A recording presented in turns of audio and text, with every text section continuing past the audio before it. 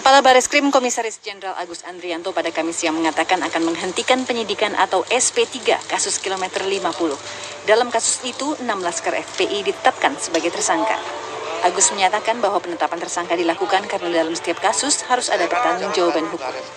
Ya, kan untuk pertanggungjawaban hukumnya kan harus ada, artinya bahwa proses terhadap perbuatan awal kejadian itu tetap kita proses. Nanti kita SP3 karena tersangka meninggal dunia. Itu bakal dihentikan ya Pak? Ya, nanti akan dihentikan.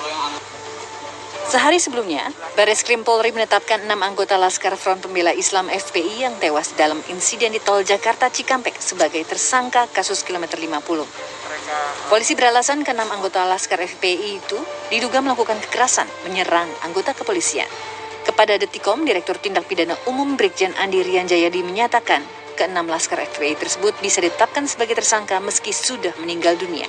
Meski demikian, Andi menyatakan bahwa penyematan status ini nantinya bakal dikaji lebih lanjut oleh Jaksa Penuntut Umum. Ketua Tim Advokasi Laskar FPI Haryadi Nasution mempertanyakan penetapan status tersangka ini. Tim Advokasi 6 Laskar FPI yang tewas ini meminta polisi untuk melihat kembali undang-undang terkait dalam menegakkan hukum. Sementara tim kuasa hukum FPI Aziz Yanuar menilai penetapan tersangka terhadap orang yang meninggal tersebut sebagai tindakan zalim aparat kepolisian.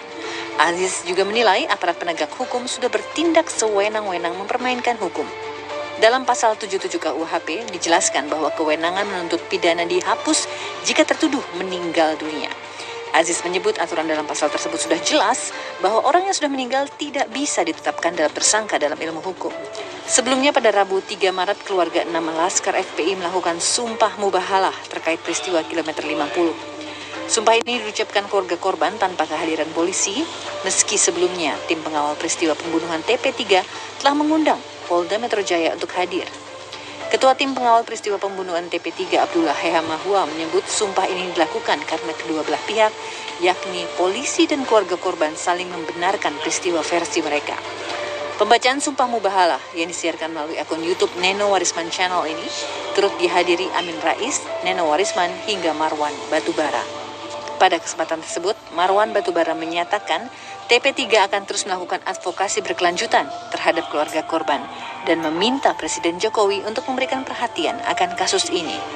Juga mengingatkan Pak Jokowi supaya perhatikan, kami sudah mengirim surat ke Pak Jokowi, tapi jawaban itu tidak sesuai dengan harapan kami, ya tidak masalah. Kami tidak kecewa, tapi kembali saya katakan, kembali kami nyatakan bahwa kami akan terus melakukan advokasi yang berkelanjutan. Siapa tahu nanti Pak Jokowi itu bisa berubah sikap di tengah jalan. Sebelumnya, 6 Laskar FPI tewas dalam bentrok dengan kepolisian di tol Jakarta Cikampek kilometer 50 pada 7 Desember 2020. Mereka tewas dengan sejumlah luka tembak.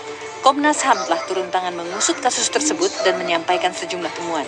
Salah satunya terkait kepemilikan senjata api oleh anggota Laskar FPI. Komnas menyatakan bentrok tak akan terjadi jika Laskar tak menunggu kedatangan polisi.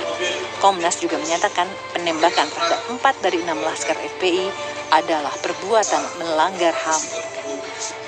Tim Liputan CNN Indonesia.